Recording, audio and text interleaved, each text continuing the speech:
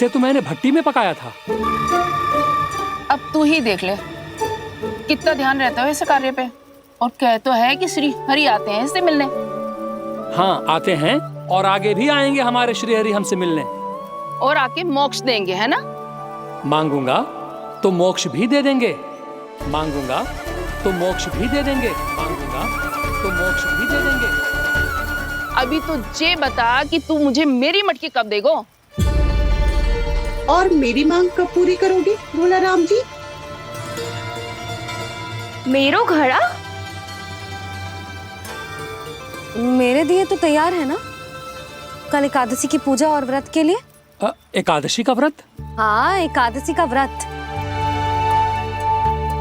इसे करने से श्री हरि बहुत प्रसन्न होते हैं। अच्छा, फिर तो अभी लाया।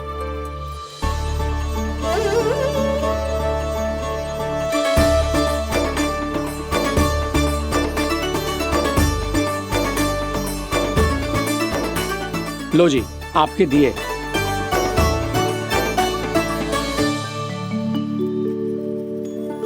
और जो हमने मांगा है वो? बाकी सब शेष द्वादशी के दिन मिलेगा, क्योंकि कल मैं भी एकादशी का व्रत रखूंगा, क्योंकि कल मैं भी एकादशी का व्रत रखूंगा, क्योंकि कल मैं भी एकादशी का व्रत रखूंगा।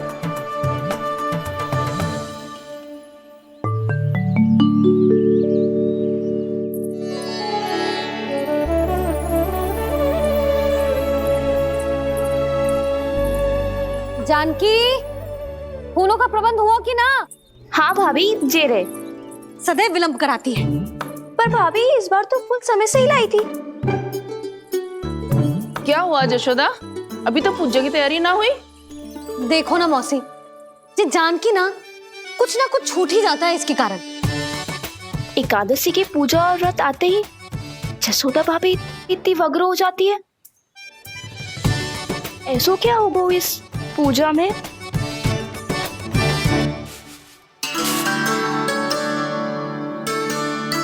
ये थाली में रोली चंदन रखने से, दिया जलाने से के होगो? आपको पता भी है एकादशी का व्रत क्यों रखते हैं? क्या महत्व है इसका? लो, जे तो मैं जसोमती रानी से पूछना भूल ही गया। पर हाँ भगवान, मेरे लिए इतना ही पर्याप्त है कि इस व्रत को रखने से मेरे श्री हरि हमसे प्रसन्न हो जाएंगे।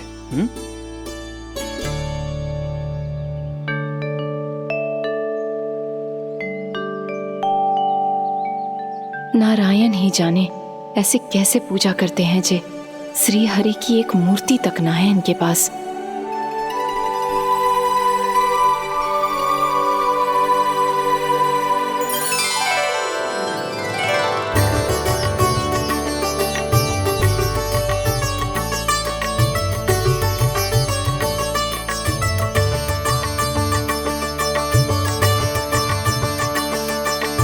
प्रभु, न तो मेरे पास मूर्ति है और ना तो इस व्रत के विधि विधान के बारे में मुझे जानकारी है और ना ही मुझे इसके महत्व के बारे में जानकारी है, पर फिर भी मैं करना चाहता हूं।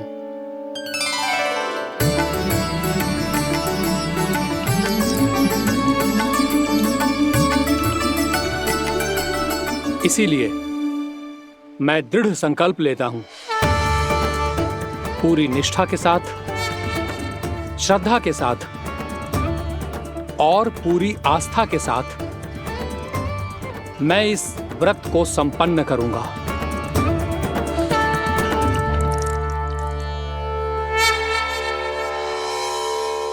हम संकल्प लेते हैं कि एकादशी के व्रत को पूरी निष्ठा के साथ संपन्न करेंगे।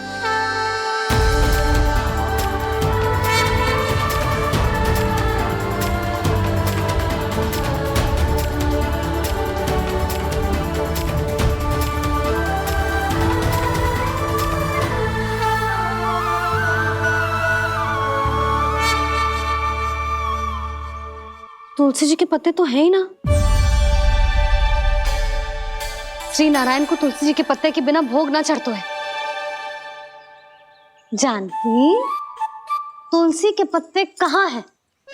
भाभी, मैं तो कब से यही पूछना चाह रही थी कि तुलसी के पत्ते लाऊं क्या, पर आप तो व्यस्त थी ना। तुझे कितनी बार समझाओ है ना यदि तेरे कछु करने से किसी और की कोई हानि ना हो रही हो या किसी के अच्छे कार्य में सहायता हो रही हो तो मुझसे आज्ञा लेने की आवश्यकता ना है। समझ गई भाभी, आगे से जाना उनको। ले अभी लेकर आती हूँ।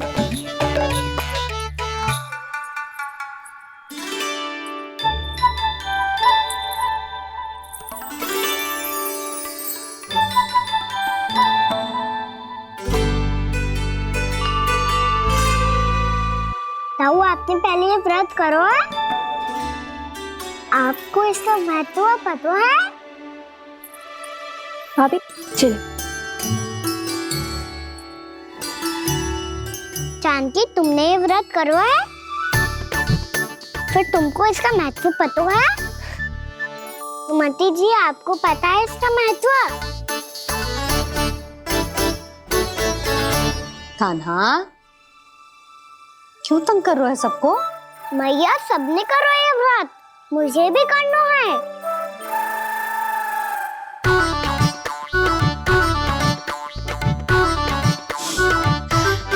ये व्रत केवल बड़ों के लिए होती है लल्ला। जब आप ये व्रत कर सकती हो, बाबा कर सकते हैं, ये सारी गोपियां कर सकते हैं, बहू भी कर सकते हैं, तो मैं क्यों ना कर सकता? क्योंकि तू कल तक भूखा ना रह पाएगो लल्ला। जब भक्त रह सकते हैं, फिर मैं क्यों नहीं रह सकता? मेरा अर्थ है कि नारायण के भक्त मैया, मैया मान जाओ ना, मुझे करने दो ना ये व्रत। अपनी लल्ला पे आप विश्वास ना है आपको? विश्वास है।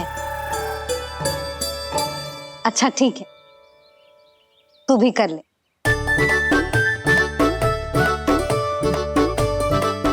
पर मैया, व्रत की कथा तो सुनाओ, मैं तो अबध हूँ ना।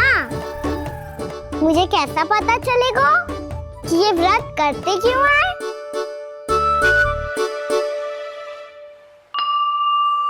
प्रभु, मुझ अबोध को कैसे पता चलेगा कि इस व्रत का क्या विधि विधान होता है और क्यों रखा जाता है और इसका महत्व क्या होता है? मुझे तो आप ही बता सकते हैं प्रभु। जब व्रत कर रहे हैं तब उसका महत्व भी पता होना चाहिए ना। बताओ ना मैया, क्यों रखते एकादशी का व्रत? इसके लिए तो तुझे एकादशी की कथा सुननी होगी। सुनेगो ना?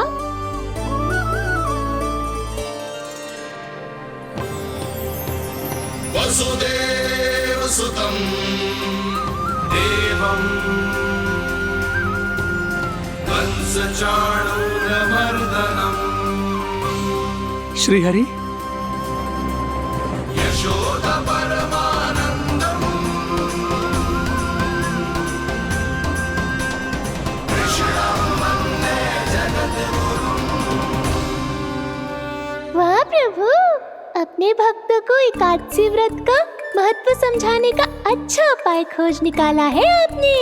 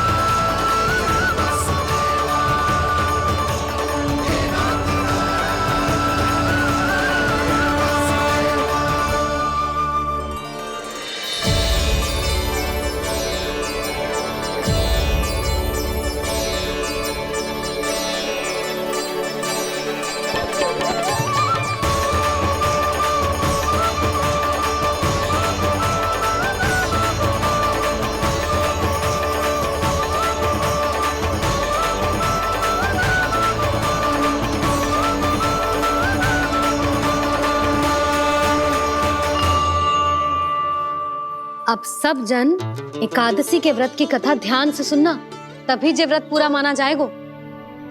समझो लल्ला?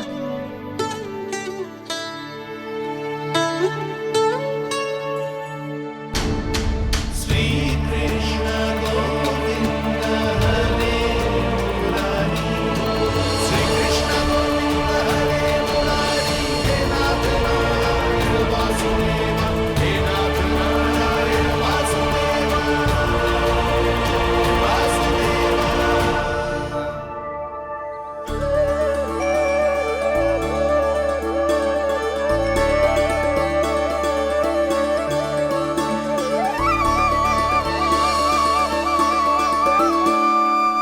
सतयुग में चंद्रावती नाम के नगर में मूरा नाम का एक असुर राज्य करता था। ओम ब्रह्मदेवाय नमः। ओम ब्रह्मदेवाय नमः। ओम ब्रह्मदेवाय नमः। ओम ब्रह्मदेवाय नमः।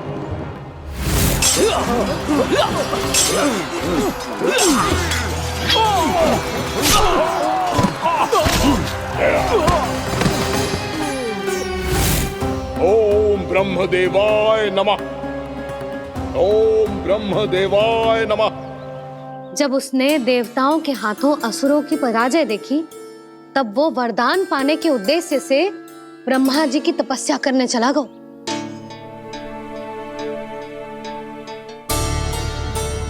शीघ्र ही मूरा की तपस्या सफल हो गई और ब्रह्मदेव जी उससे प्रसन्न हो गए। ओम ब्रह्मदेवाय नमः। ओम ब्रह्मदेवाय नमः। ओम ब्रह्मदेवाय नमः। ओम ब्रह्मदेवाय नमः। ओम ब्रह्मदेवाय नमः। ओम ब्रह्मदेवाय नमः। ओम ब्रह्मदेवाय नमः। ओम ब्रह्मदेवाय नमः। ओम ब्रह्मदेवाय नमः। मूरा, प्रणाम ब्रह्मदेव। तुम्हारी तपस्या सफल हुई। बोलो, तुम्हें क्या वर चाहिए?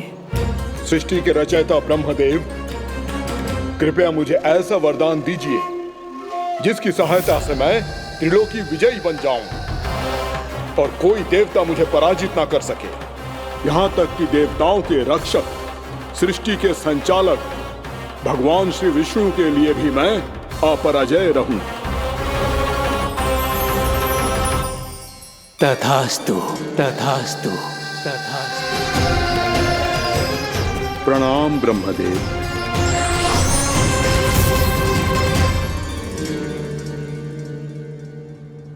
ऐसा वरदान पाकर मूरा बहुत अभिमानी होगा। यक्षों, किन्नरों, यहाँ तक कि देवताओं को भी युद्ध के लिए ललकारने लगा, पर किसी ने भी उसकी ललकार को स्वीकार ना करो,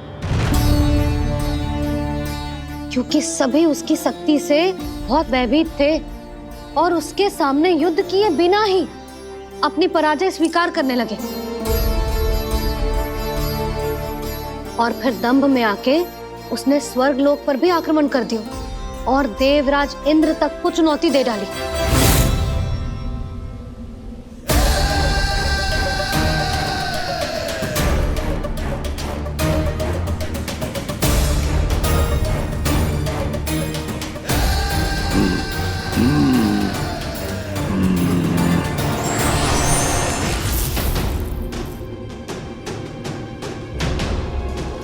मैं प्रतीक्षा कर रहा हूं देवराज। क्या उत्तर है तुम्हारा? मुझसे युद्ध करोगे या फिर बिना लड़े ही पराजय स्वीकार कर मेरे अधीन हो जाओगे और सौंप दोगे मुझे अपना ये स्वर्ग लोक? सारी शक्ति तुम्हारे मुख में है या कुछ बाहुबल भी है तुम्हारे पास? मैं तुम्हारी चुनौती स्वीकार करता हूं मूरा। मैं तुम्हारी चुनौती स्वीकार करता हूं मूरा।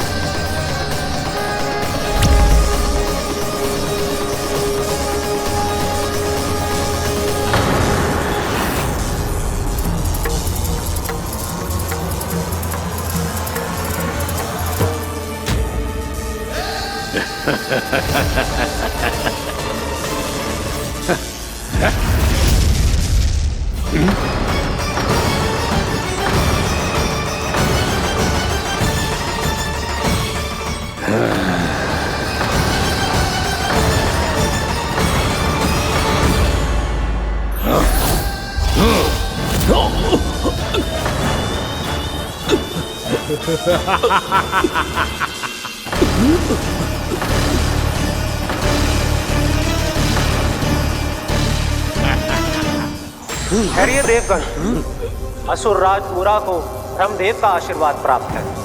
आप में से कोई भी इन्हें पराजित नहीं कर पाएगा।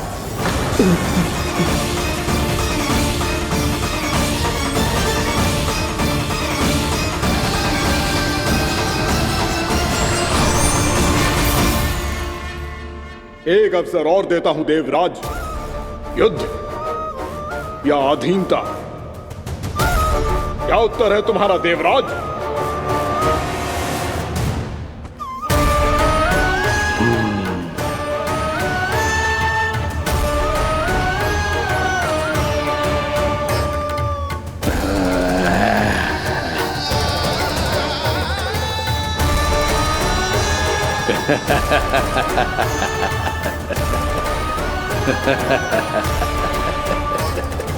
इंद्र और सभी देवताओं ने मूरा के आतंक में आके उससे भयभीत होके अपना सिंहासन छोड़ दियो। अब मूरा स्वर्ग का अधिपति बन गयो और शीघ्र ही उसने अन्य सभी असुरों को स्वर्ग में निवास करने के लिए आमंत्रित कर दियो। और इस प्रकार से वो धीरे धीरे तीनों लोकों का सम्राट बन गया। उसे किसी ने रोका नहीं मैया? ना लल्ला, इतना साहस किसी में था ही ना। और फिर ये निश्चित करने के लिए कि भविष्य में किसी और असुर की मृत्यु ना हो, वो यमराज पे भी विजय प्राप्त करने के लिए यमलोक की ओर प्रस्थान कर दियो। वो तो अपने आप को और सभी असुरों को अमर बनाना चाहता था। पर देवता और यमराज भी उसकी ये योजना समझ गए थे। इसीलिए उसके आने से पहले ही सारे देवताओं ने श्री नारायण से सहायता के लिए गुहार लगाई। अब केवल आप ही कुछ कर सकते हैं प्रभु। अभी तो मूरा केवल त्रिलोक का स्वामी है, और यदि उसने यमलोक भी जीत लिया तो वो जीवन को ही नियंत्रित नहीं करेगा प्रभु, वो मृत्यु का भी स्वामी हो जाएगा।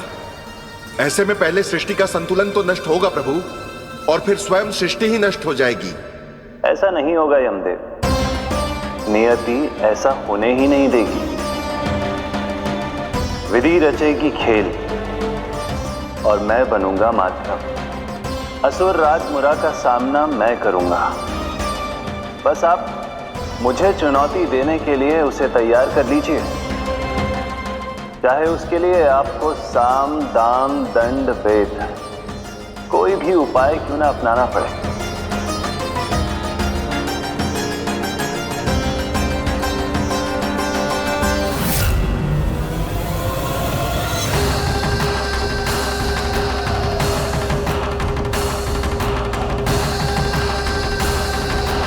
आप तो मेरी प्रतीक्षा में पहले से ही खड़े हैं यमदेव।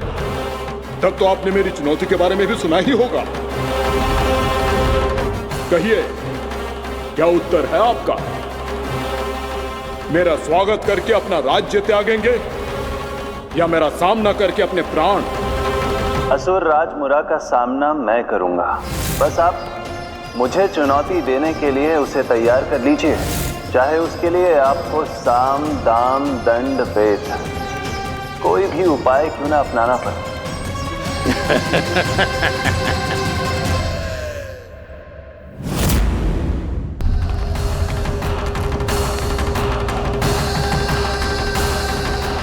आप तो मेरी प्रतीक्षा में पहले से ही खड़े हैं यमदेव। तब तो आपने मेरी चुनौती के बारे में भी सुना ही होगा। कहिए, क्या उत्तर है आपका? मेरा स्वागत करके अपना राज्य त्यागेंगे या मेरा सामना करके अपने प्राण? हे असुर श्रेष्ठ, मैं आपकी अधीनता स्वीकार करने के लिए तैयार हूं। बस एक विनती है मेरी। शर्त को विनती का नाम देकर बहलाना चाहते हो मुझे यमराज? असुर राज मूरा के सामने शर्त रख पाओ, इतना सामर्थ्य नहीं है तुम में। इसका आभास है मुझे असुरराज, पर मैं आपकी अधीनता स्वीकार करूं इससे पहले आपको स्वामी धर्म का पालन करना होगा। मेरे पुराने स्वामी के क्रोध से मेरी रक्षा करनी होगी आपको। कौन है तुम्हारा पुराना स्वामी? भगवान श्री नारायण। और छोटी माँ, मूरासुर को तो श्री नारायण से भी रक्षा का वरदान प्राप्त था ना? यही तो श्री नारायण की लीला थी बलराम। पर वो राक्षस अपने दम में जे समझ ही ना पाओ कि वो क्या भूल करने जा रहे हैं, और पहुंच गो भगवान श्री नारायण को चुनौती देने के लिए।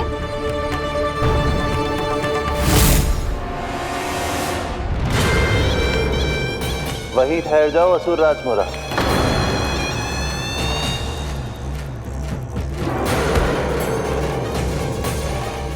यहाँ क्यों आए? आपको पराजित करने और ये वैकुंठ जीतने, ताकि मैं यमलोक का स्वामी बन सकूं। फिर आओ, युद्ध भूमि में मेरा सामना करो।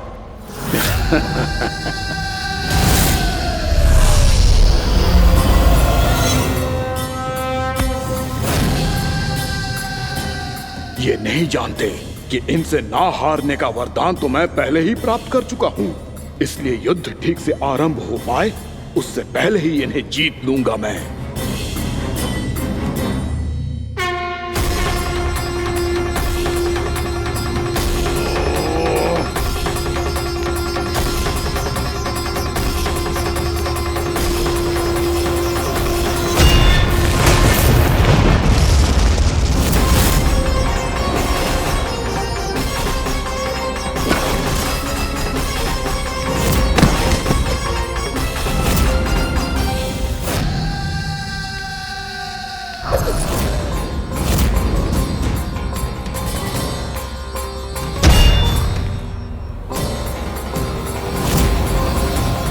और इस प्रकार जे युद्ध वर्षों वर्षों तक चलता रहो।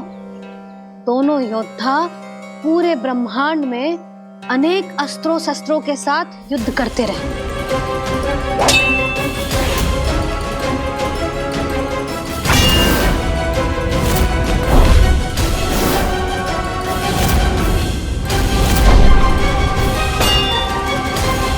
फिर क्या हुआ मैया?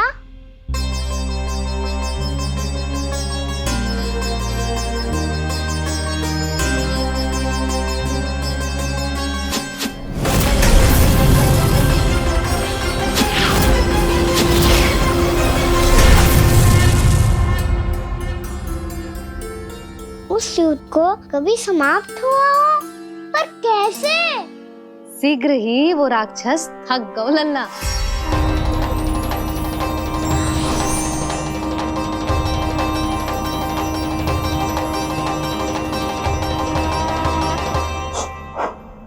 खड़े खड़े देख क्या रहे हैं नारायण? आक्रमण कीजिए, वध कर दीजिए मेरा।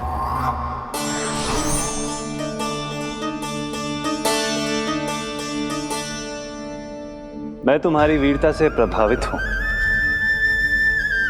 इसीलिए इतनी थकान की स्थिति में मैं तुम जैसे वीर पर आक्रमण नहीं करूंगा। जाओ विश्राम करो। यदि फिर से युद्ध करने की इच्छा हो तो तुम्हारा स्वागत होगा।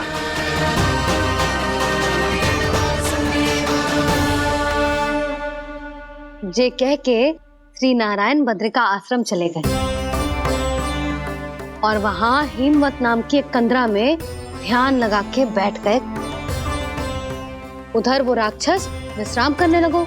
अनेकों दिन बीत गए और अब वो राक्षस मूरा फिर से स्वस्थ होके बलवान हो गया था। उसने अपनी सारी शक्ति फिर से प्राप्त कर ली थी। श्री नारायण ने उस पर दया करी थी, पर वो फिर से श्री नारायण को छलने को तैयार होगा।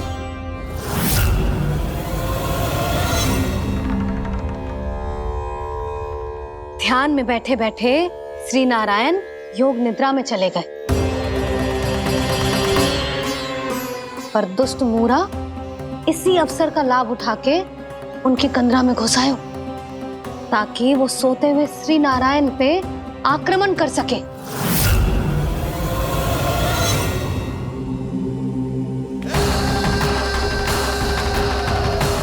आज इस लंबे युद्ध को जीतकर अपने इस अंतिम शत्रु का भी अंत कर दूंगा मैं।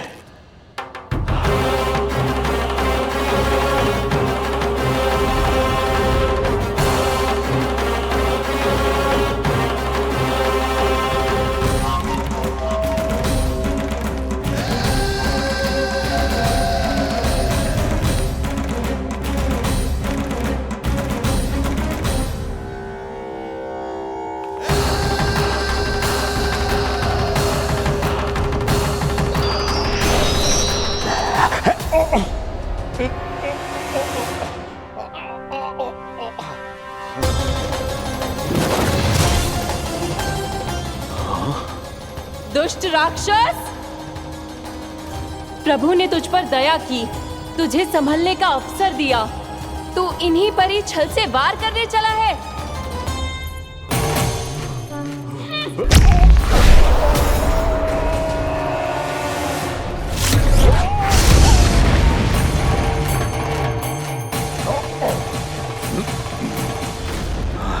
मैं अजय हूँ, मुझे कोई पराजित नहीं कर सकता। ब्रह्मा का वरदान है मुझे। तूने नारायण से अपराजय होने का वरदान मांगा था मूर्ख, उनकी शक्ति से नहीं। ध्यान से देख, मैं तेरी मृत्यु हूँ, मृत्यु।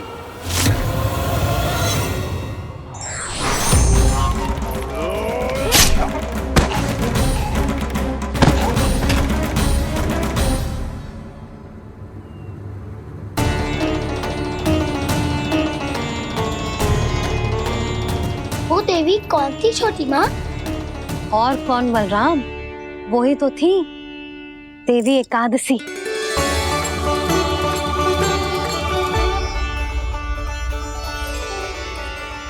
मुझे क्षमा कीजिए प्रभु, आपकी आज्ञा के बिना ही युद्ध करके आपके शत्रु को मृत्यु के घाट उतार दिया। क्षमा नहीं, आपकी तो प्रशंसा होनी चाहिए देवी। असुर राज को मारकर आपने सभी देवताओं को मुक्त करवाया है। इस पापी के अहंकार से तीनों लोकों की रक्षा की है आपने। आप एकादशी की तिथि पर मेरी एकादश इंद्रियों से उत्पन्न हुई हैं। इसीलिए मेरे सभी भक्त आपको उत्पन्न एकादशी के नाम से जानेंगे। सभी तिथियों में आपका स्थान सर्वश्रेष्ठ होगा। जिस तरह आपने राक्षस के आक्रमण से मेरी रक्षा की है, उसी प्रकार एकादशी के दिन व्रत करके जो भी भक्त आपकी कथा सुनेगा, मैं स्वयं उसकी रक्षा करूंगा। जो आपकी पूजा करेगा उसे मेरी विशेष कृपा प्राप्त होगी और उसके साथ साथ उसे मिलेगा धन, सिद्धि और मोक्ष।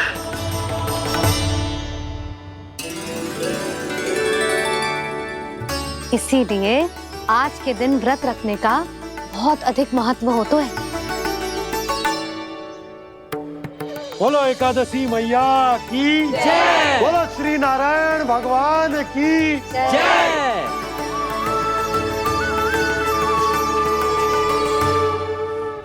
प्रभु की कृपा से एकादशी का महत्व भी पता चल गो और मेरा व्रत भी सफल हो गो।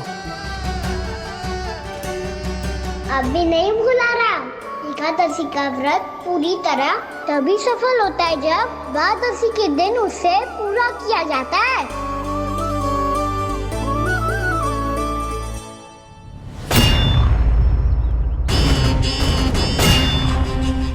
आवश्यक है आपको यह आभास होना कि उस विष्णु अवतार को पराजित करने के लिए आपके साधारण योद्धाओं में वो सामर्थ्य नहीं है।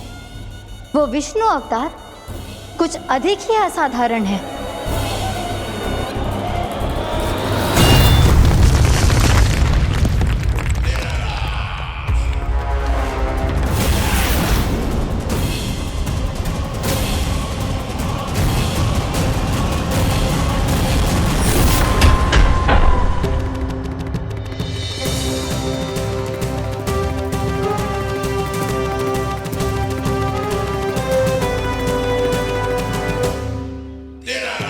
अब मैं दिखाऊंगा उस विष्णु अवतार को असाधारण शत्रु क्या होता है।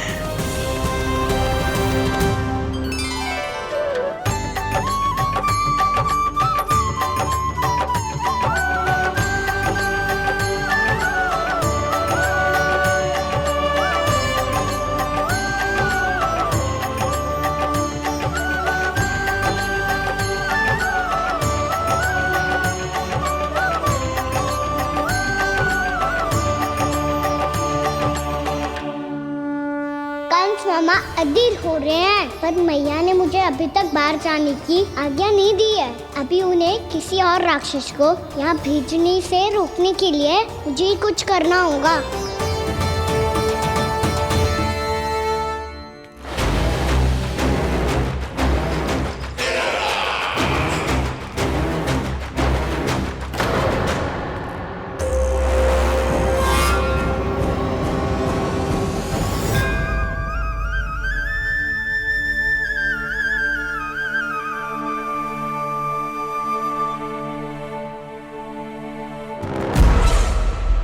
कौन हो तुम? बचपन से ही मुझे मारने का सपना देख रहे हैं, फिर मुझे ही नहीं पहचानते।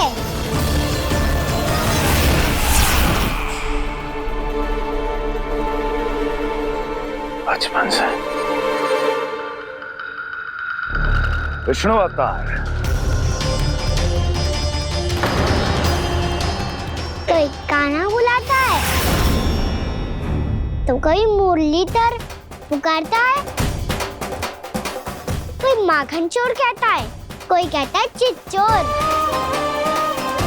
पर विष्णु अवतार इस नाम से तो बस आप ही मुझे बुलाते हो मामा जी। इतना साहस, ये तो यहाँ आ गया है।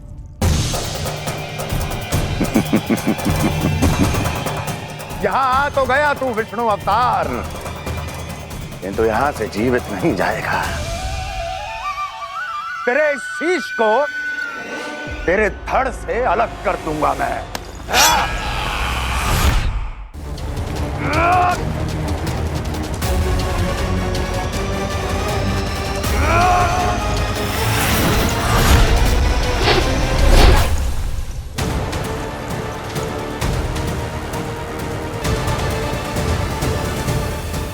कहाँ देख रहे हो मामा जी? मैं तैयार हूँ।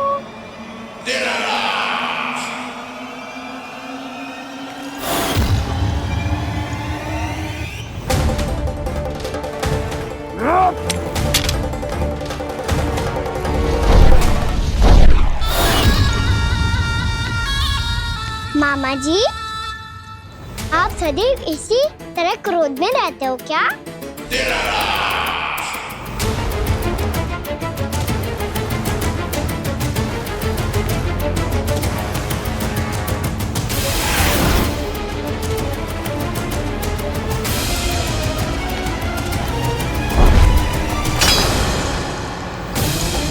छोड़, छोड़ मेरी तलवार को। छोड़ो तो तब जब पकड़ा हूँ।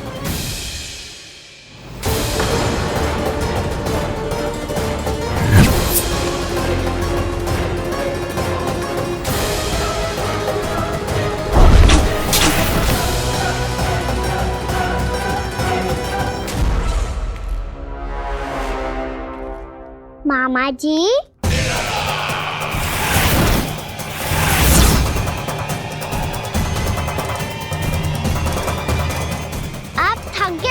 थोड़ा विश्राम कर लो।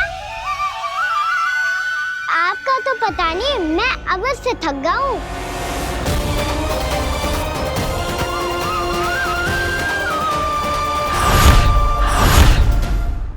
मेरे सिंहासन पर बैठने का तू साहस? अभी तो बस अभ्यास कर रहा था मामा जी। भविष्य में मुझे तो बैठना है यहाँ। आपने बल प्रयोग करके से अपने पिताजी से छीना था, मैं आपसे छीन लूंगा। जो छल और बल से लिया जाए वो अधिक समय तक टिकता नहीं है मामा जी।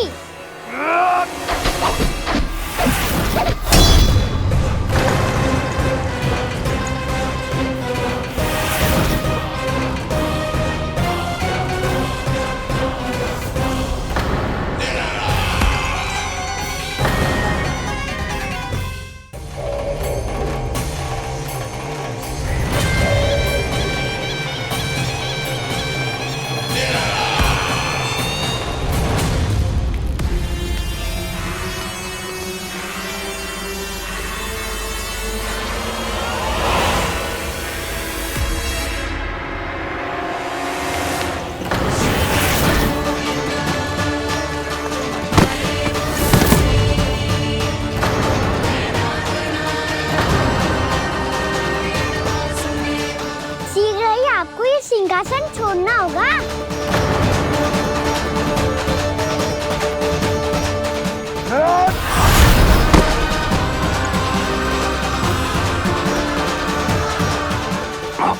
वो मेरा सिंहासन छीनना चाहता। वो आ रहा है, वो आ रहा है। सैनिकों!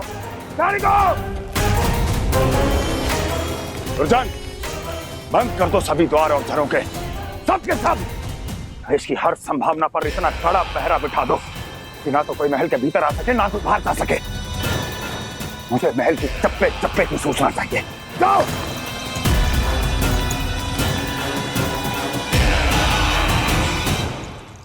सिंहासन।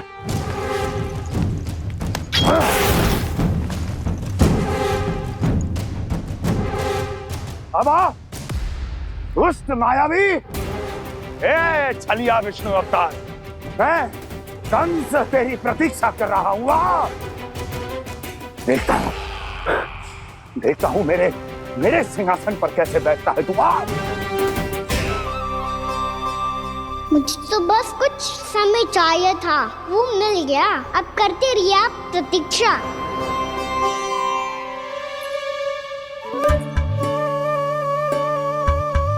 जी अपने आप से बातें क्यों कर रहे हो जी?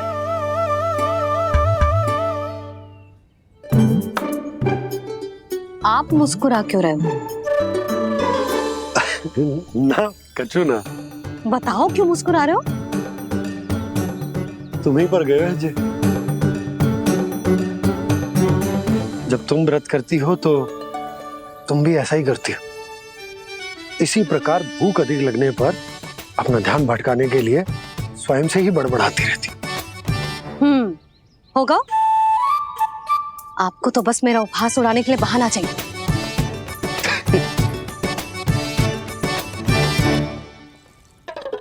नन्ना, भूख लगी है? ना मैया, व्रत करे तो भूख कैसे लगेगी?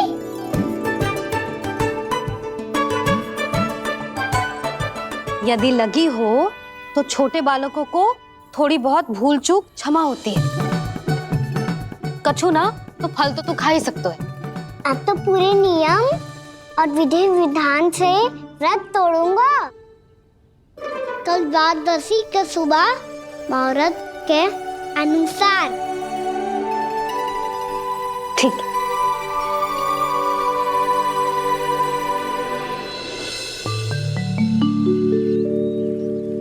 लल्ला, एकादशी समाप्त हो गई है, द्वादशी लग गई है। अब तू व्रत तोड़ सकता है। भोजन कर ले। ले।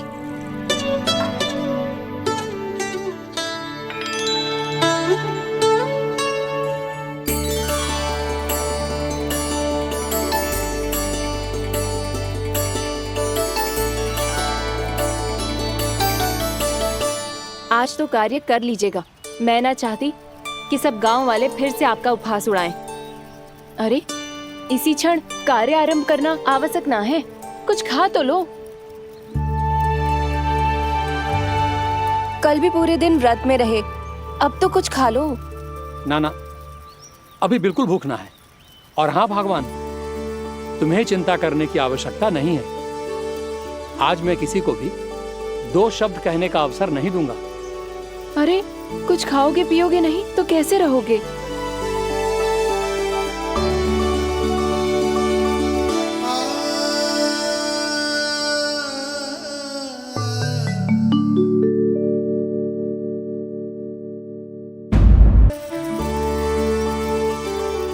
अरे, इसी क्षण कार्य आरंभ करना आवश्यक ना है। कुछ खा तो लो।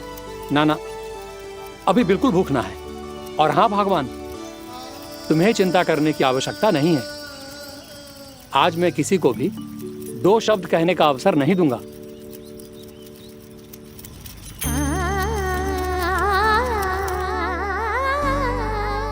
ठहर, मैं तेरे लिए मट्ठा लेके आती हूँ। व्रत के बाद पीने से पेट ठंडा रहता है। रुक।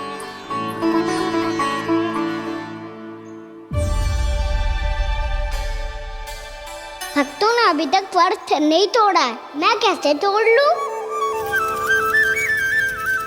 भूख कहाँ से होगी? श्री हरि नाम से पेट तो भर लेते हो। श्री हरि, श्री हरि, श्री हरि।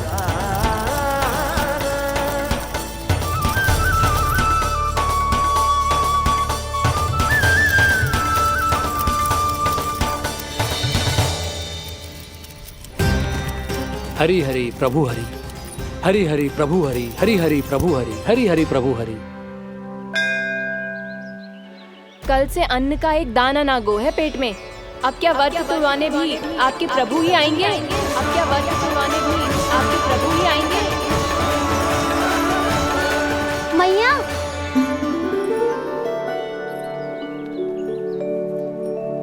मैया पहले व्रत तोड़ के कच्चू खा तो लो।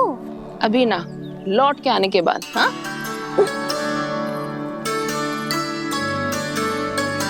बलराम, ठहरो पुत्र, पहले कुछ खा लो।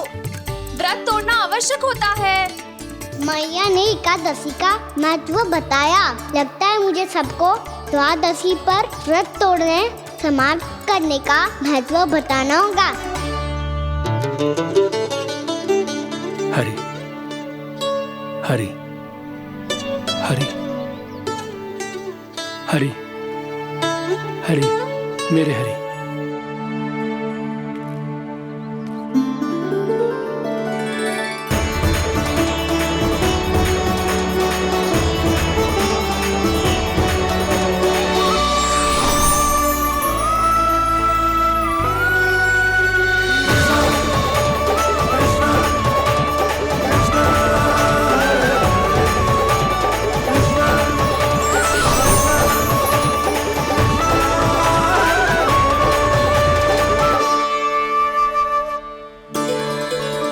अभी अभी तो मैंने बच्चों की मां को वचन दिया था कि आज किसी को शिकायत करने का अवसर ना दूंगा, और अब मैं प्रभु श्री हरि की कल्पना जसोमती रानी के लल्ला में ही करने लगा। ना ना, ये ठीक ना है।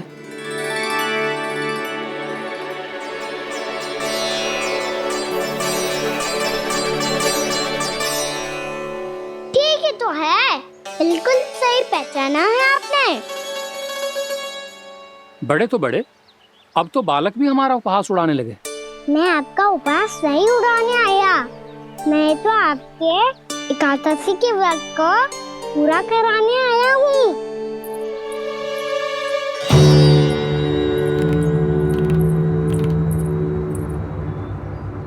कान्हा,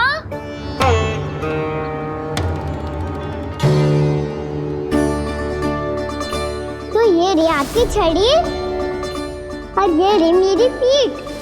सीख, बिना ताकत तोड़। आज तो इसकी पीठ सेक के रहूंगी मैं। मैया घर पे भूखी मुझे ढूंढ रही होगी। लो, आज द्वादशी के दिन पहले प्रहर में भोजन करके अपना एकादशी का व्रत पूरा करो आप। धन्यवाद राजकुमार, पर अभी हमें भूख नहीं है। बहुत सारा काम पड़ा है, और अभी थोड़ी ही देर में शंकरी बहन भी अपनी मटकी लेने आती होंगी।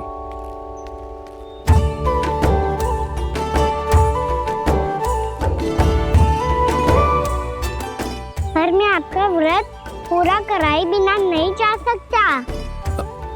भला क्यों? भक्त भूखा रहे और भगवान खा ले, ऐसा हो सकता है भला?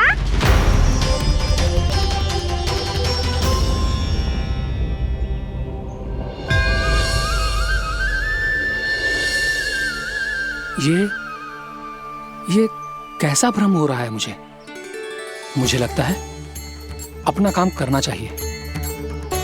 द्वादशी के पहले प्रहर में व्रत पूरा करना बहुत आवश्यक होता है, ना तो एकादशी का व्रत भी पूरा ना मानो जातो। इतनी सारी ज्ञान की बातें तुम्हें कैसे पता है लल्ला?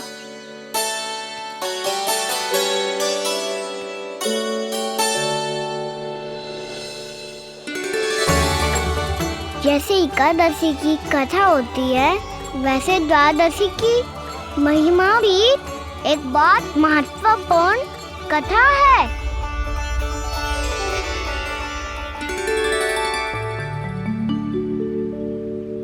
कैसी कथा? बिल्कुल सही समय पे आई हो आप, क्योंकि आपको ये कथा आपको अवश्य सुननी चाहिए।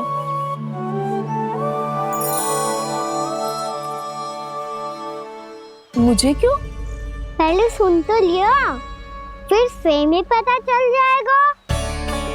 बहुत समय पहले एक राजा हुआ करते थे, राजा अम्बरीश। भगवान श्री हरि के बहुत बड़े भक्त हैं। ओम नमो नारायणाय। ओम नमो नारायणाय।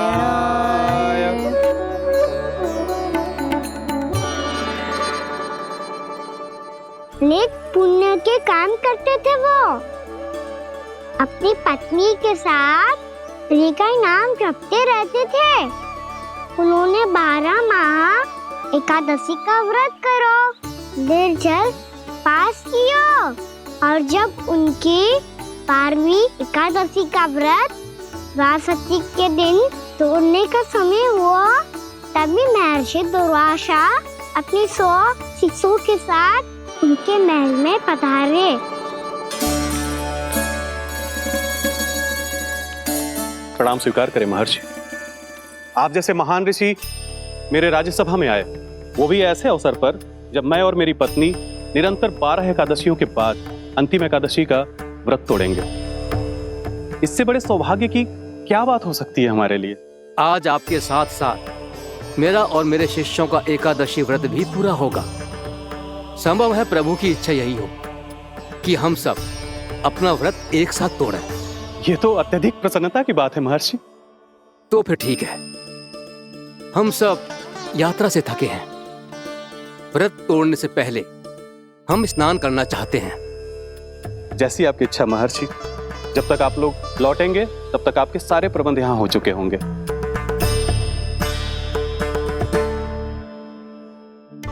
महर्षि दुर्वासा स्नान करने गए थे, पर उन्हें लौटने में विलंब हो रहा था, और इधर द्वादशी पर व्रत पूरा करने का मुहूर्त बीता जा रहा था। महाराज अमरेश बड़ी विरगता के साथ महर्षि दुर्वासा के लौटने की प्रतीक्षा कर रहे थे। महाराज, व्रत तोड़ने का मुहूर्त बीता जा रहा है, बस कुछ ही समय बचा है। महर्षि और उनके शिष्यों को लौटने में न जाने कितना समय लग जाएगा। मेरा सुझाव है कि आप मुहूर्त समाप्त होने से पहले व्रत अवश्य तोड़ लें। गुरुदेव, हमने महर्षि दुर्वासा को वचन दिया है कि जब तक वो लौटेंगे नहीं तब तक हम व्रत नहीं तोड़ेंगे। इसीलिए मैं उनके लौटने के बाद ही भोजन ग्रहण करूंगा। पर महाराज, मुहूर्त यदि बीत गया और समय रहते हो नहीं आए तो महाराज आपका व्रत पूरा नहीं होगा। महाराज, आपको उसका फल नहीं मिलेगा। महाराज, 12 एकादशियों का व्रत व्यर्थ चला जाएगा। किंतु गुरुदेव, यदि मैंने भोजन कर लिया तो ये तो अतिथियों का अपमान होगा। आप उचित कह रहे हैं महाराज। भोजन के लिए उनकी प्रतीक्षा अवश्य कीजिए महाराज, पर मुहूर्त रहते हुए एक तुलसी का पत्ता और जल ग्रहण कर लीजिए। इससे आपका व्रत भी पूरा हो जाएगा और अतिथि का मान भी रह जाएगा। आपका सुझाव अच्छा है गुरुदेव।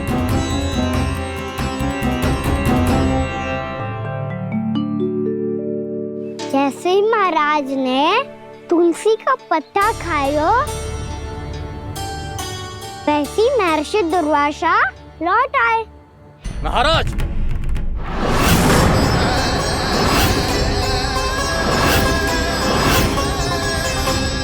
महाराज को उपास तोड़ते देखते बहुत क्रोधित हो गए।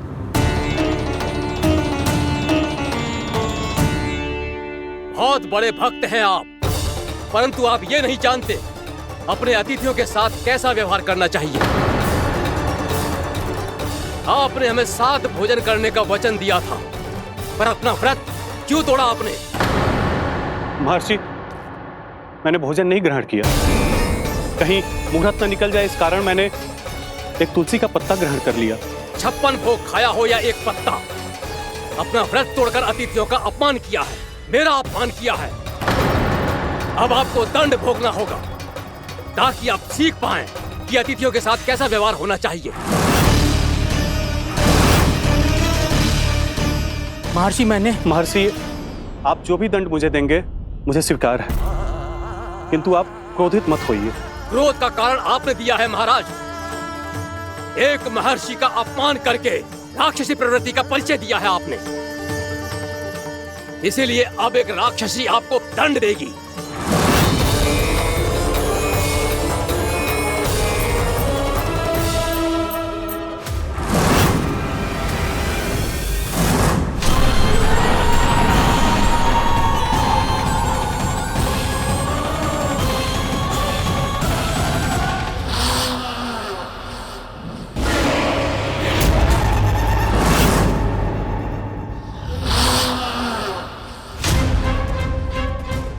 हे प्रभु, यदि मैंने सच में महर्षि का अपमान करने की भूल की हो तो मैं उसका परिणाम भोगने के लिए प्रस्तुत हूं। ओम नमो नारायणाय, ओम नमो नारायणाय नमः। महर्षि दुर्वासा को यह आभास ही नहीं था कि महाराज अम्बरीश ने उनका अपमान नहीं किया था। फिर भी उसे अपमान मान के वो श्री नारायण के भक्त पे संदेह कर रहे थे। मैंने भी तो भोला राम की भक्ति पे संदेह किया था। हे नारायण, ये क्या पाप हो गया मुझसे। संदेह किसी अपमान से कम ना हो तो, और भगवान सब सह सकते हैं, पर उनके प्रिय भक्तों का अपमान सहन ना कर सकते। इसीलिए उन्होंने हस्तक्षेप करने का निर्णय लिया।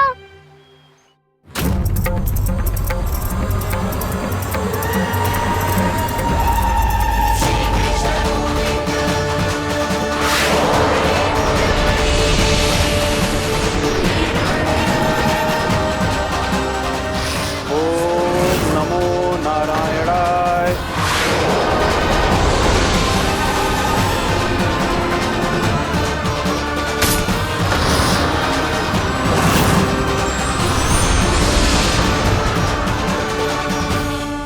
और फिर भगवान का वो सुदर्शन चक्र महर्षि दुर्वासा के पीछे पड़ गया।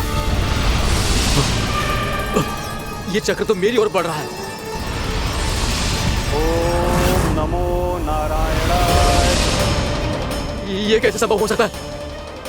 कोई रोको इसे, कोई रोको इसे।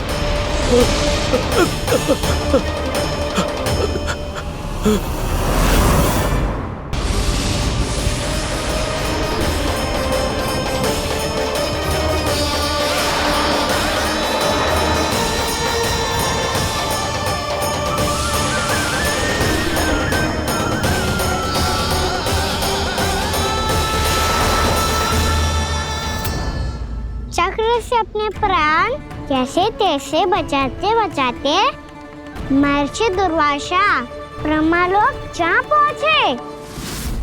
ब्रह्मदेव, रक्षा कीजिए ब्रह्मदेव, सहायता कीजिए, मुझे बचाइए ब्रह्मदेव, रक्षा कीजिए। ये सुदर्शन चक्र मेरे प्राणों के पीछे पड़ गया है, मुझे बचाइए ब्रह्मदेव, मुझे बचाइए। महर्षि, मैं चाहकर भी आपकी सहायता नहीं कर सकता। ऐसी स्थिति में यदि कोई कुछ कर सकते हैं तो वो है सुदर्शन चक्र के स्वामी विष्णु, क्योंकि सृष्टि में केवल वही है जो इसे नियंत्रित कर सकते हैं। वो ही इसे वापस लौटने का आदेश देकर आपके प्राणों पर छाए हुए संकट को दूर कर सकते हैं। किंतु हां, मैं सुदर्शन चक्र से इतना अवश्य कहूंगा कि जब तक आप विष्णु लोक में पहुंच नहीं जाते, वो आपको किसी भी प्रकार की हानि ना पहुंचाए। आपका बहुत बहुत धन्यवाद, आपकी सदा ही जय हो।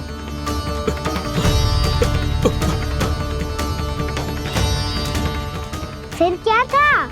भागते भागते महर्षि दुर्वासा सीधे भगवान श्री हरि के शरण में बैकुंठ पहुंच गए। त्राहिमाम प्रभु, त्राहिमाम, मुझे बचाइए, मेरी सहायता कीजिए प्रभु, मेरी सहायता कीजिए। मैं आपके इस चक्र और ऊर्जा से नहीं भाग सकता प्रभु, कृपया करके अपने सुदर्शन को रोकिए, इसे वापस लीजिए प्रभु। यह असंभव है महर्षि। एक बार सुदर्शन चक्र मेरे हाथों से छूट जाए तो अपना उद्देश्य पूरा किए बिना, मेरे भक्तों की रक्षा किए बिना वापस नहीं लौटता। कोई तो उपाय होगा प्रभु, कृपया करके मेरे प्राण बचाइए प्रभु। मैं सुदर्शन की ऊर्जा से जलकर भस्म नहीं होना चाहता प्रभु। आप जो कहेंगे मैं करूंगा प्रभु, मेरी सहायता कीजिए प्रभु, मेरी सहायता कीजिए। मुझे नहीं लगता कि आप वो कर पाएंगे। मैं अवश्य करूंगा, मैं अपनी प्राण रक्षा के लिए कुछ भी करूंगा प्रभु। आपने मेरे भक्त राजा अम्बरीश को भक्ति का कर्तव्य निभाने के लिए अपमानित और दंडित किया है महर्षि, पर भक्त की रक्षा करना भगवान का कर्तव्य है। इसलिए यदि आप भक्त राजा अम्बरीश के पास जाकर क्षमा याचना करें और यदि वो आपको क्षमा कर दे तो ही ये चक्र आपके प्राण लिए बिना लौट सकता है। अन्यथा आप तो जानते हैं महर्षि, मेरे भक्त का अपमान मेरा अपमान। भक्त का अपमान भगवान के अपमान से कम ना हो तो है। महर्षि दुर्वासा को भी ये बात समझ आई और फिर उन्होंने महाराज अम्बरीश से क्षमा याचना की। महाराज महाराज महाराज महाराज महाराज मुझे क्षमा करें महाराज, मुझसे बहुत बड़ी भूल हो गई महाराज, मुझसे बहुत बड़ी भूल हो गई महाराज। महर्षि, आप हमारे चरण छुए ये उचित नहीं। महाराज महाराज अम्बरीश, आप नारायण के सच्चे भक्त हैं। मैंने आपको अपमानित किया, दंडित करने का प्रयास किया महाराज। इस अपराध के लिए मुझे क्षमा कीजिए महाराज और इस सुदर्शन चक्र से मेरे प्राण बचाइए महाराज।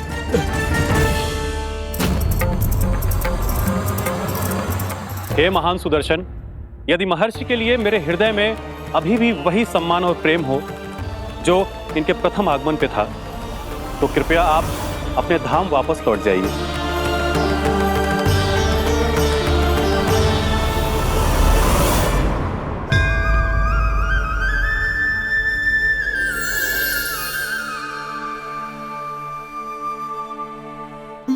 आपका बहुत बहुत धन्यवाद महाराज अम्बरीश। मैं आपको आशीर्वाद देता हूं कि आप देवराज इंद्र के समान शक्तिशाली हों। आपकी कीर्ति का पताका 10 दिशाओं में फहराए। मेरी बस एक ही इच्छा है महर्षि कि मैं आपके साथ अपना उपवास तोड़ सकूं। अवश्य महाराज, हम सब भोजन आपके साथ करेंगे और अपने आप को नारायण की सेवा में अर्पित करके व्रत को पूरा करेंगे, क्योंकि आज जो यहाँ हुआ है उससे सिद्ध हो चुका है कि एकादशी व्रत का फल द्वादशी की सुबह भोजन करने से ही प्राप्त होता है।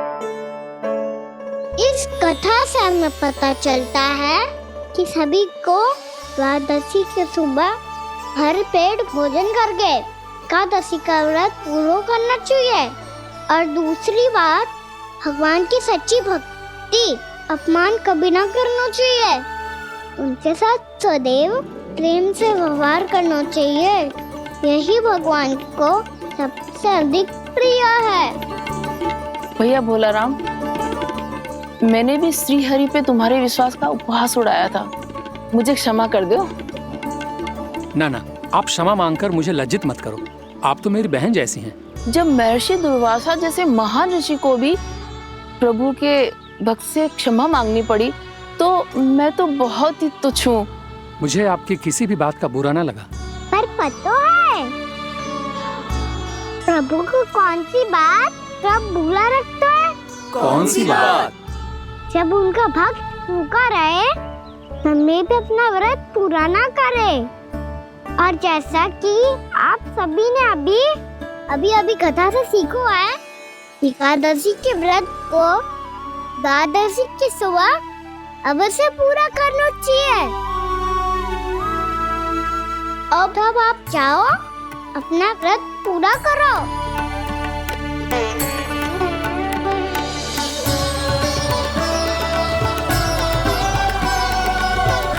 मैं आपके लिए जल लेके आती हूँ।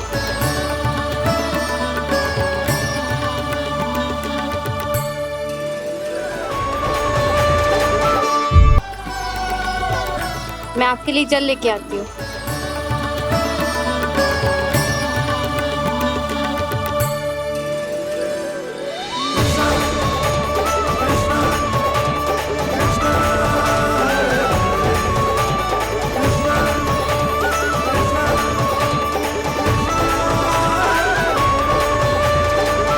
लो खाओ।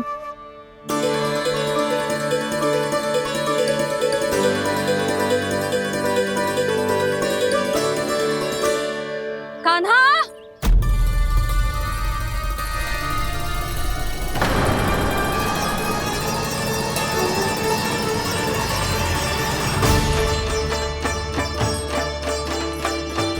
बोलो काका, सिगरेट छुपा लो मुझे, मैया आ रही है, बहुत क्रोध में लगती है।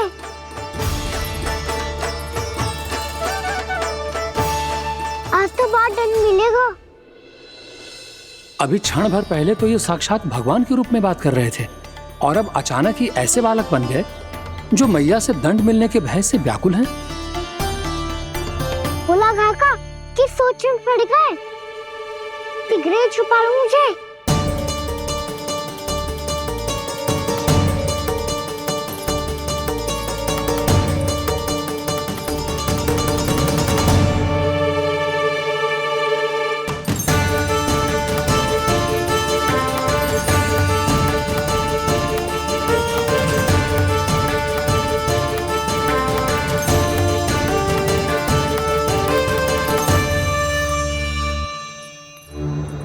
भोलानाथ जी, कान्हा को देखो है क्या? मैंने तो अपने प्रभु को देखा है। मैं अपने लल्ला को ढूंढ रही हूँ, उसे देखो है आपने?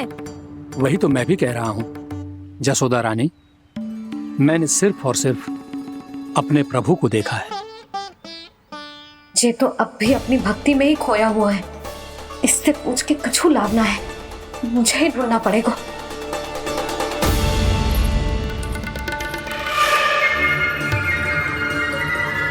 बच गए। संकरी मौसी, कान्हा को देखो है क्या कहीं?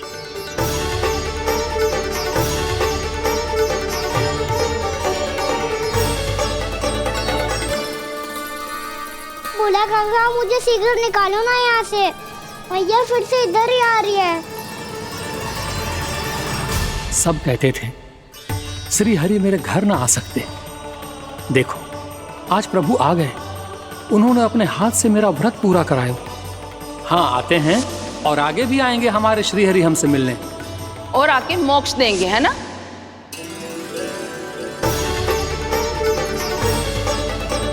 शीघ्र निकालो ना बोला काका, मैया आ रही है। मैं ना निकालूं? मेरा अर्थ है मैं निकालूंगा, अवश्य निकालूंगा, पर तब तक नहीं निकालूंगा जब तक आप मेरी सारी बातें मान नहीं लेते हैं। कौन सी बात? प्रभु मुझे मोक्ष प्रदान कर दीजिए प्रभु। तथास्तु। ना ना ना प्रभु, मेरे साथ साथ मेरे परिवार को भी मोक्ष दे दीजिए। तथास्तु। अब तो निकाल दो, मैया देख लेंगी। ना प्रभु, मेरे परिवार के साथ मुझसे जुड़ी हुई हर वस्तु, जीव जंतु, प्राणी, गाय बैल भैंस, सभी को मोक्ष प्रदान कर दीजिए प्रभु। तथास्तु। प्रभु आप सच में अद्भुत हैं। मैंने जो मांगा आपने बिना सोचे समझे सब प्रदान किया। मैं ही अपनी मांगे बढ़ाता रहा। प्रभु प्रभु मुझे क्षमा कर दीजिए, प्रभु मुझे क्षमा कर दीजिए।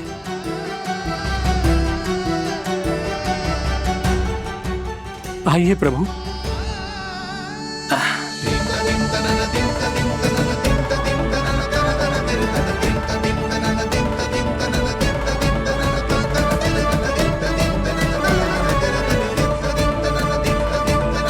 प्रभु आप तो प्रभु हो, हरि हो, भगवान हो। आप चाहते तो इस मटके से स्वयं निकलकर बाहर आ सकते थे, फिर मेरी आपने हर इच्छा क्यों पूरी की? क्योंकि मेरे भक्त की इच्छा पूरी करने में मुझे भी प्रसन्नता मिलती है। ना तो मैं अपने भक्तों का अपमान सह सकता हूँ और ना ही उनकी इच्छा अधूरी रहने दे सकता हूँ।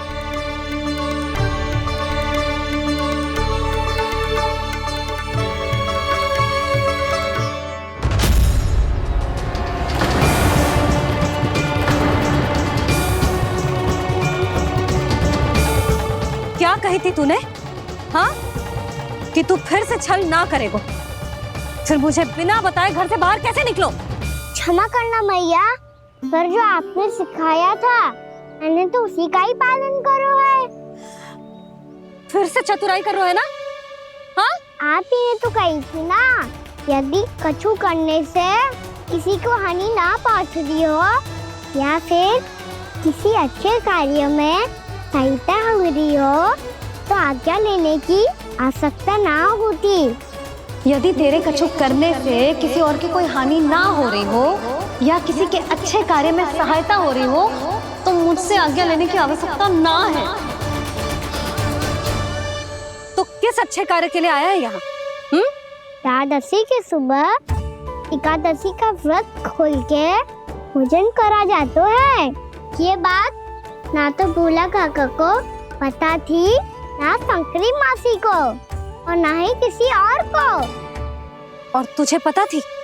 हाँ, मेरी मैया ने बहुत अच्छे से सिखाया है मुझे। जैसे कल तूने एकादशी कथा सुनाई थी ना, आज वैसे ही तेरे लल्ला ने सबको द्वादशी कथा सुनाई है। सच्ची यशोदा रानी जी, इसने तो हमारी आंखें ही खोल दी। और भाभी, सच तो ये है कि मुझे भी ना पता था कि ये इतना बड़ा ज्ञानी है और इतना अधिक समझदार।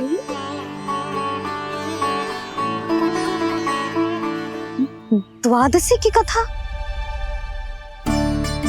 वो तो मैंने इसे कभी सुना ही ना है। फिर इसे कैसे पता थी?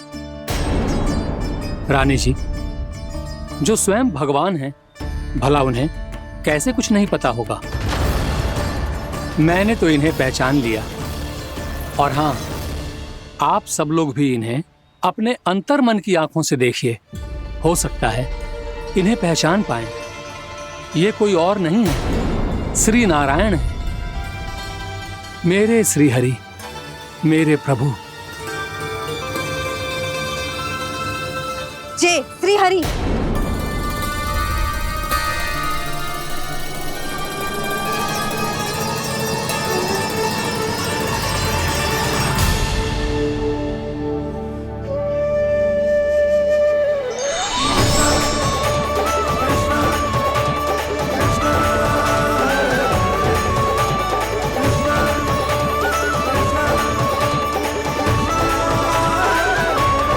ये क्या कर दिया भोला?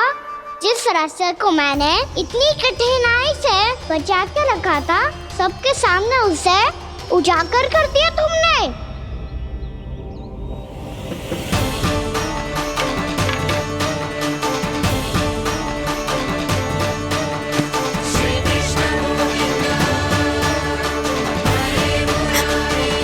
नारायण, नारायण, श्री नारायण।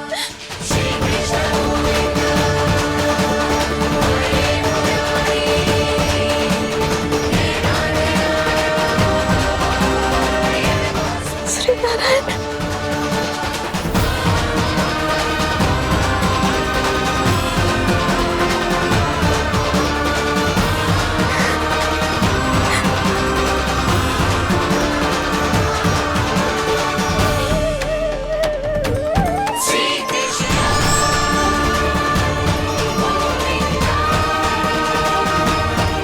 श्री नारायण प्रभु।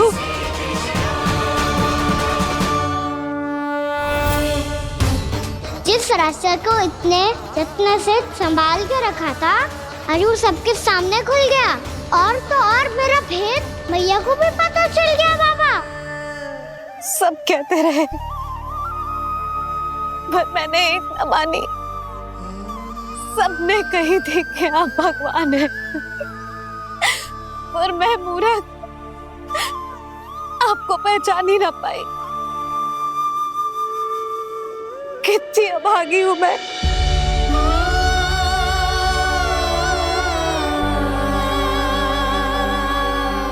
जिस मुंह से मुझे आपकी महिमा गानी चाहिए थी, उसी मुंह से मैंने आपको डांटा है।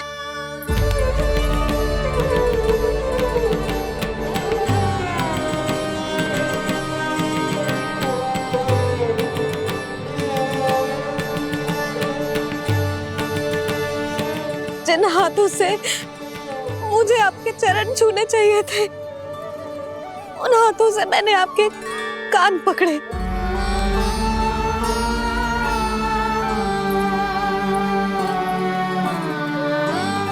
मुझे तो आपकी सेवा करनी चाहिए थी प्रभु, और मैंने आपको दंड दियो, आपको घर से बांध दियो।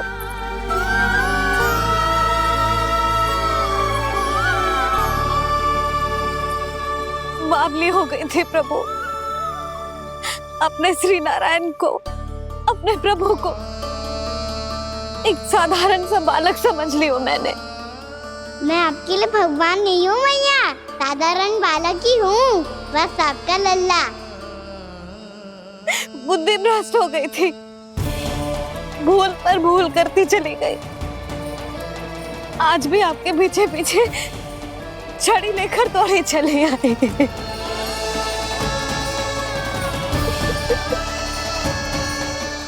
अपने आप को दोष मत दो मैया, आपके ममता के लिए तो जन्म लिया है मैंने, हमारा से मन बदलने मत दो। मेरे लिए वही पुरानी मैया बनी रहो आप, और मुझे रहने दो आपका वही नटखट लल्ला। मुझे क्षमा कर दो प्रभु, मुझे क्षमा कर दो। बाबा ये कैसा अंत हो गया आज? मैया तो मुझे भगवान मानने लगी, पर मैं इसे स्वीकार नहीं कर सकता। अभी नहीं बाबा, इतनी शीघ्र नहीं। आप ऐसे खड़े क्यों बाबा? कुछ ऐसा करो ना कि मैया फिर से मेरे मैया बन जाए। उनकी दृष्टि में भक्ति नहीं, ममता चाहिए मुझे। कान्हा, मेरे सामर्थ्य में हो तो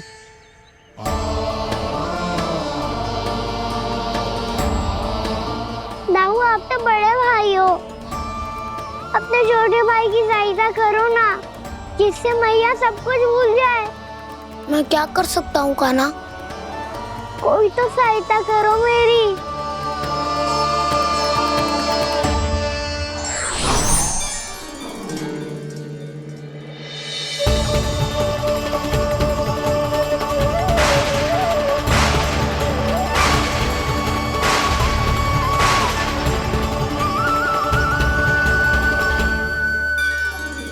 अपने आप को संभालिए प्रभु।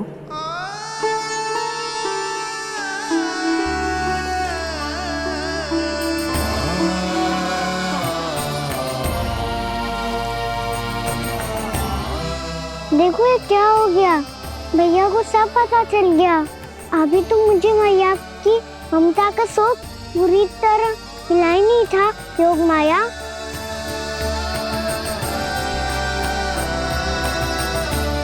मेरी सहायता करो ना। कितनी अद्भुत है ममता की शक्ति। भगवान को भी एक साधारण बालक बना देती है। बालक की बना रहना चाहता हूँ मैं, नहीं चाहता दिव्य होना, नहीं चाहता भगवान बनना। बस मैया की गोद में रहकर ममता की रस से सेम को भिगोना चाहता हूँ। इनकी डांट फटकार का सुख पाना चाहता हूँ। कुछ भी करे योग माया, पर इन सबको भुला दो मेरा सत्य।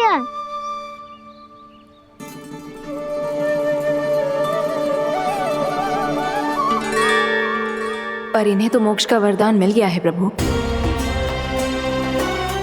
इसलिए इनके लिए समय की गति को लौटा पाना संभव नहीं होगा। प्रभु, अब मुझे ये सब भूलने की कोई आवश्यकता नहीं है। मुझसे जो त्रुटि हुई है अब वो दोबारा कभी नहीं होगी, और आज के बाद आपका ये सत्य मैं किसी को नहीं बताऊंगा प्रभु, क्योंकि मुझे पता चल गया है कि आपका यशोमती मैया के लल्ला बने रहना कितना आवश्यक है।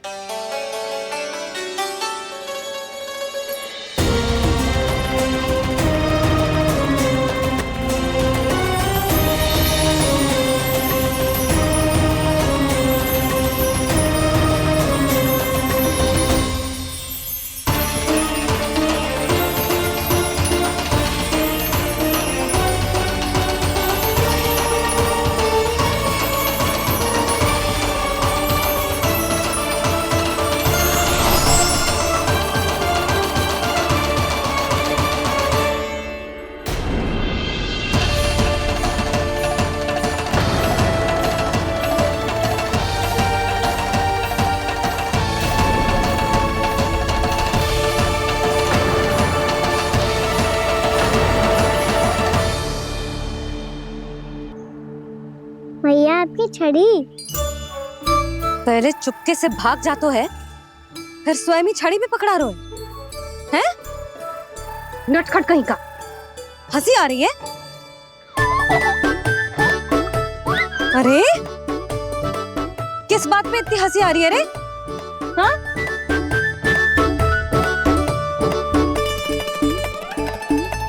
आपकी लीला अद्भुत है प्रभु, और अद्भुत है आपका मैया के प्रति प्रेम।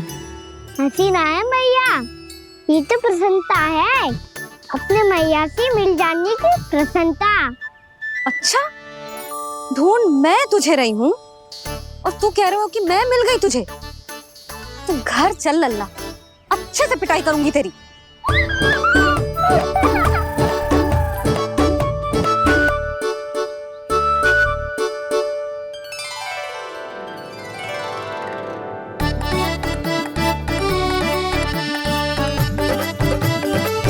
जब पिटाई से गाल लाल होंगे ना तेरे, तब हंसी बंद होगी तेरी। चल।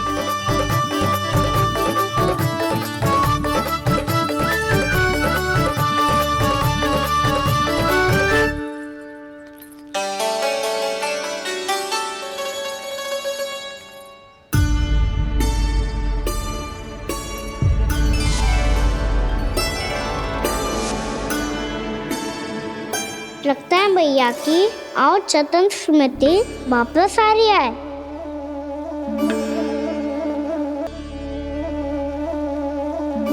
यशोदा, क्या होगो?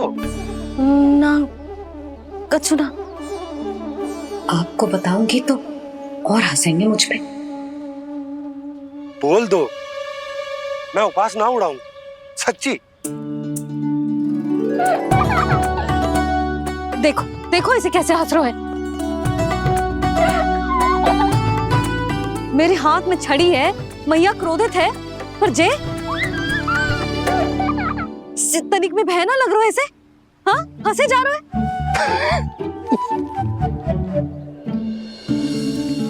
दोनों बाबा लल्ला एक जैसे हो। चल तू, चल चल। दाऊ, आप तो बड़े भाई हो, अपने छोटे भाई की सहायता करो ना, जिससे मैया सब कुछ भूल जाए। सुबल, तू कच्चू खा क्यों ना रो है? व्रत ही करना था तो बलराम के जैसे कल कर ले। तो कल तो एकादशी भी थी। खाना के बिना कछु करने का मेरा मन ही ना कर। तो बात तो सच्ची है, उसके बिना गोचारण भी ऐसा लगता है जैसे कितना भारी कार्य है, व्यवस्था में करना पड़ता है। सही कह रहे हो तुम दोनों। मैं तो गोपालक भी इसलिए बना था ताकि कान्हा के संग खेलने को मिल जाए। बलराम तो हमारा सगा कम और मुख्य अधिक है।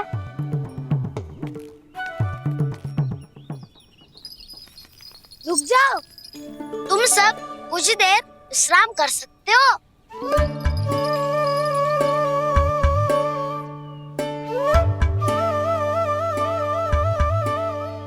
तू बोल। ना मैं ना बोलूंगा, तुम दोनों ही बोलो। और तुम सबका सखा पहले हूँ और टोली का मुखिया बाद में, इसलिए घबराने की आवश्यकता नहीं है। जो भी बात है बिना हिचक बता सकते हो मुझे। तो फिर कुछ ऐसा करो ना कि कान्हा फिर से हमारे साथ गोचारण करने के लिए आने लगे।